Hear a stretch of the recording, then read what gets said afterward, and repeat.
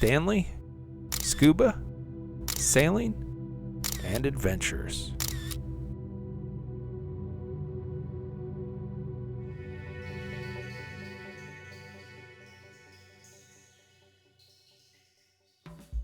I appreciate you being here with me. If this is your first time, please hit that subscribe button. Today, we're going to be chasing Dory through the Florida Keys. What do I mean by that? Well, this is the Chasing Dory underwater drone. Everything fits neatly in this travel backpack. It's great for adventures. I have another video where I went through all of the inventory and the setup and the configuration. Today, we're just looking at adventures. I will share that it was quite easy to travel with. It fit neatly under the seat in front of me on the airplane. It's not very heavy, so it was really no trouble at all. And in fact, I spent about 11 days in the Florida Keys, and every time I left the condo, I just tossed it in the car so I had it with me if the opportunity presented itself to get the Dory in the water.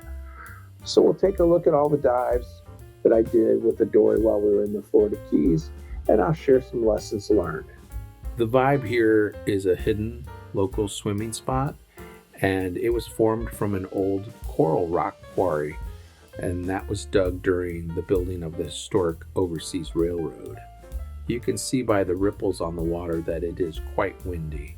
I chose this location because it's relatively protected on the Gulf side, and the frame of the old quarry also provides some protection, but it is open to the sea. Notice how the Dory is pitching down and to the left. That's because the wind is pulling on the buoy and the tether is fully extended. So when I slow up, you'll see then the Dory straightens back out.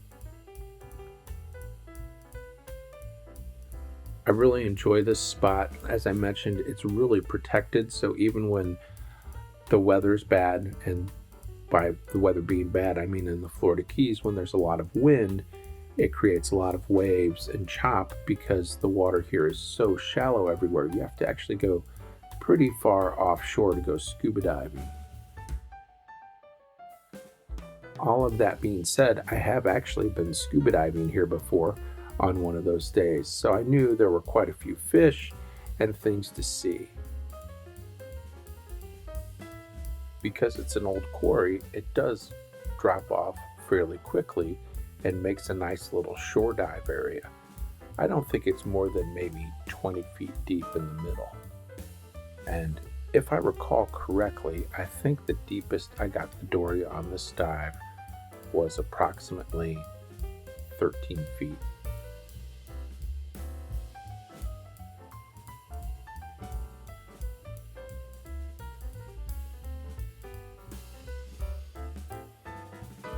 In addition to the fish on this dive, I did see a lobster, but I didn't have the recording running at that point in time. And obviously, maybe not obviously, but I have highly edited the dive video. I wasn't sure how much of that folks would want to watch, but I did do about a 20 or 25 minute dive.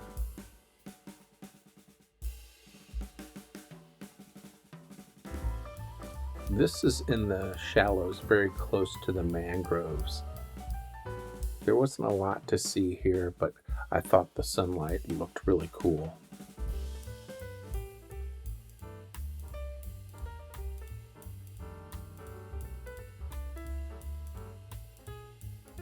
And the last thing I saw on this dive was very close to the end. I was standing in very shallow water, talking to a couple, and they had a couple dogs, and I asked them if I could drive the drone over close to one of their dogs. So this is a dog from underwater.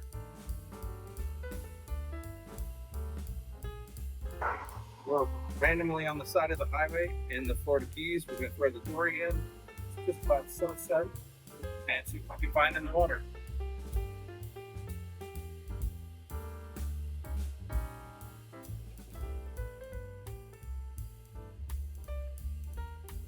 This is literally, as the introduction showed, right along the side of the highway in the Florida Keys. So if you've been to the Florida Keys or you're familiar with the Florida Keys, The Keys are really just a series of islands connected by a highway and series of bridges.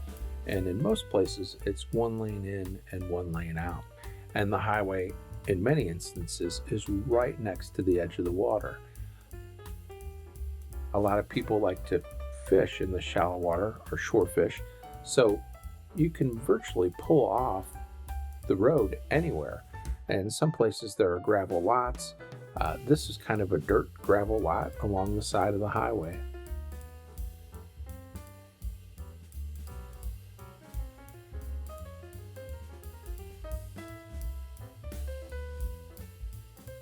As I mentioned in the intro, this was really right at dusk.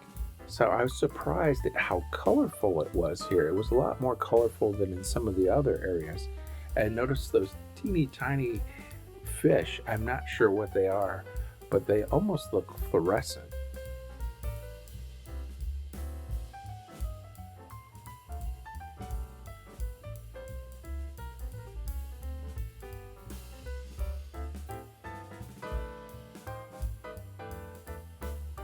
So anyway, this was a random last minute decision. Decided to pull over and drop the dory in the water. My first intention was to pull over and take some sunset photos here, and I did do that as well because this was just seemed like the perfect area.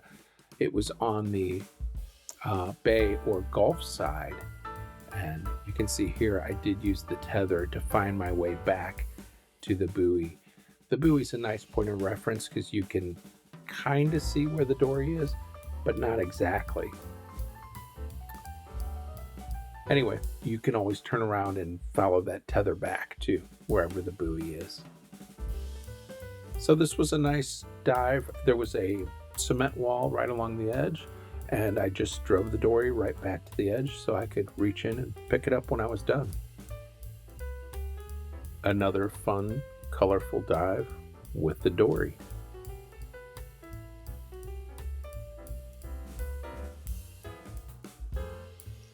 As I mentioned, I have a full-length video that goes through the dory's inventory and the setup and configuration and operation of the underwater drone. However, I wanted to review the in-water components of the dory. We have the dory.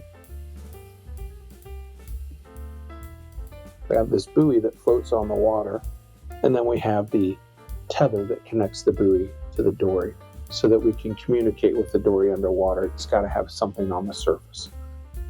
During this trip, we experienced some pretty high winds for the Florida Keys. I still did put the dory in the water, and as a result, I felt some tug on that buoy. It was gusting 20 knots and blowing a steady 18. The dory still performed flawlessly, but I was operating the dory in the high-speed setting most of the time. So at some point, I would feel a little tug as the buoy would start to catch up, and the dory would pitch a little, and I could see in the video when that happened. So if I just eased off on the throttle, the buoy would catch up and the dory would level back out underwater. Anyway, that was just something I encountered while I was using the dory, and a little bit of a lesson learned that to be mindful of the buoy, and as that tether became fully extended and that wind was pulling on the buoy, I needed to slow down a little bit to let the buoy catch up. But again, the dory performed flawlessly. All right, we're driving through the Florida Keys looking for a place to drop the Chasing Dory in the water, and we found this spot, and you have a crocodile sign, so we'll drop the dory in and see if we can find a crocodile.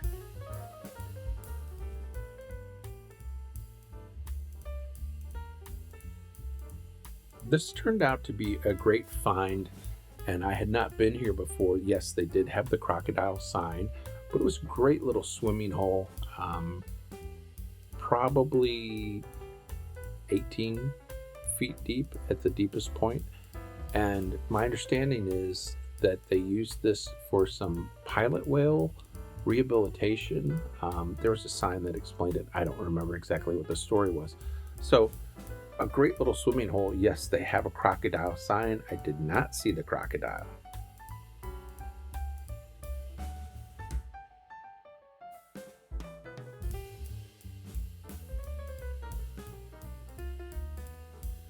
This became another great resource for me. As I mentioned earlier, due to the weather, I didn't have a lot of options.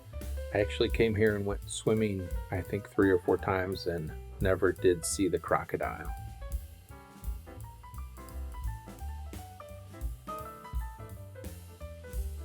Here you can see some of the structures for the docks, and they do have swimming docks and ladders to get down into the water, so I'm assuming crocodiles swim at your own risk. I did talk to some of the locals, and they said that someone saw a crocodile once, so they put up a sign.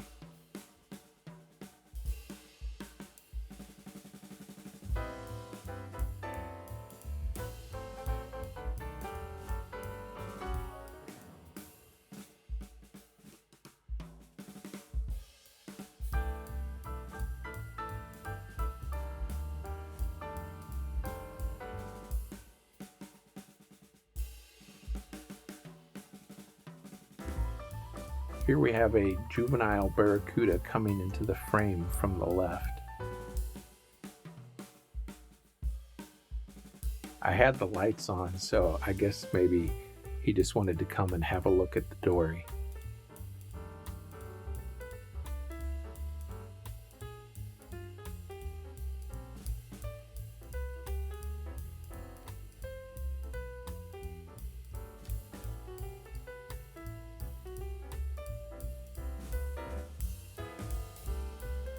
Here you can see that juvenile barracuda pop back into frame on the left-hand side. I guess he was just following the dory for a little bit.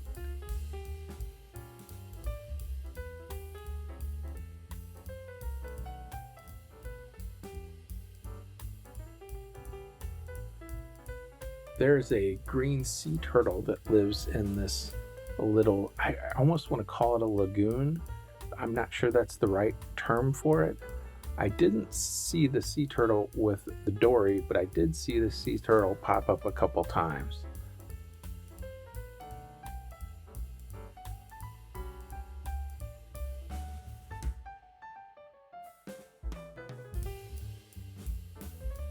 Here you can see the swim ladder coming into view, and like before, I could just drive the dory right back to myself, then reach down and pick it up out of the water. So much fun and so easy to use.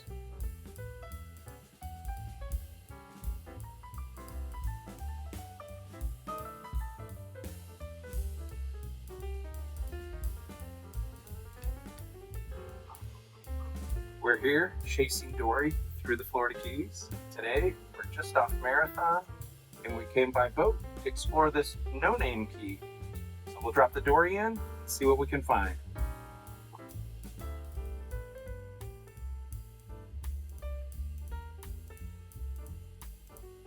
This was an interesting area, and it was really windy.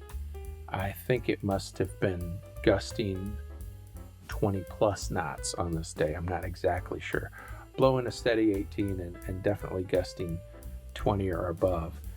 And we had a storm roll through, but I did get the dory in the water and do some exploring.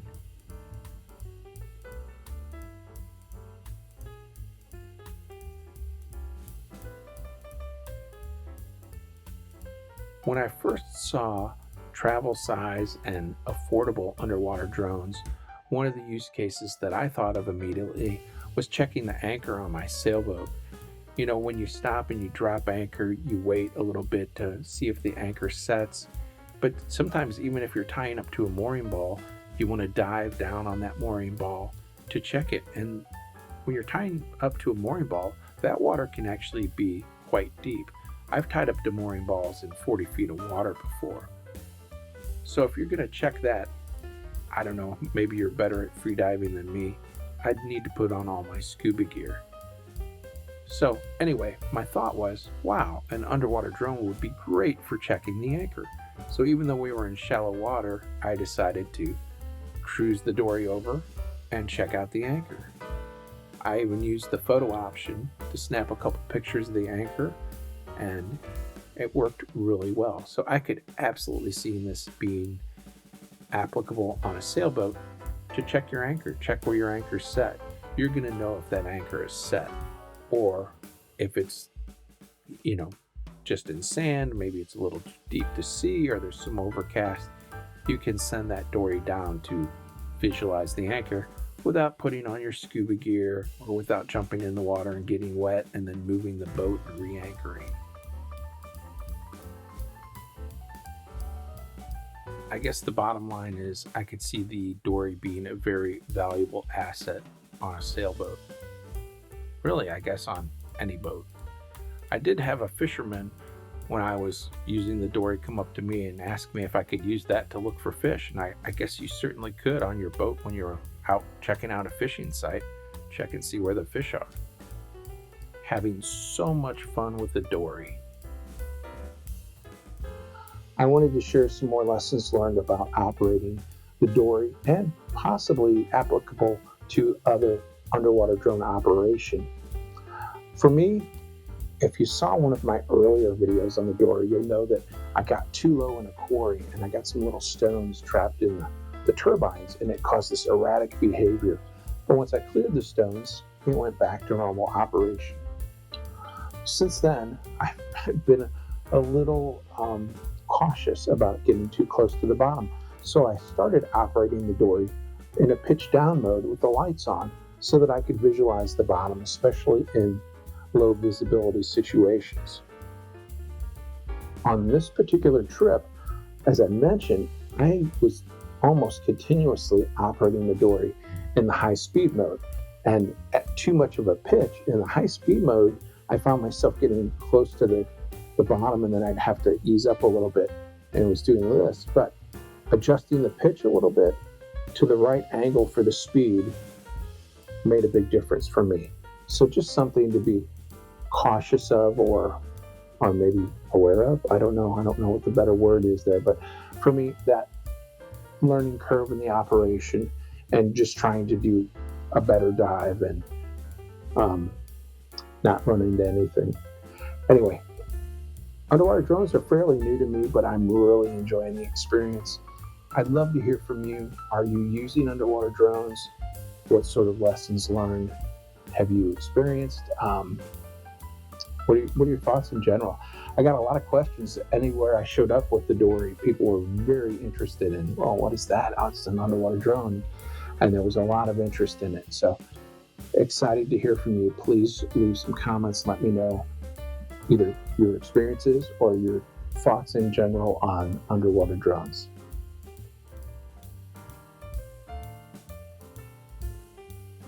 Thanks for watching. Please don't forget to subscribe, like, and comment.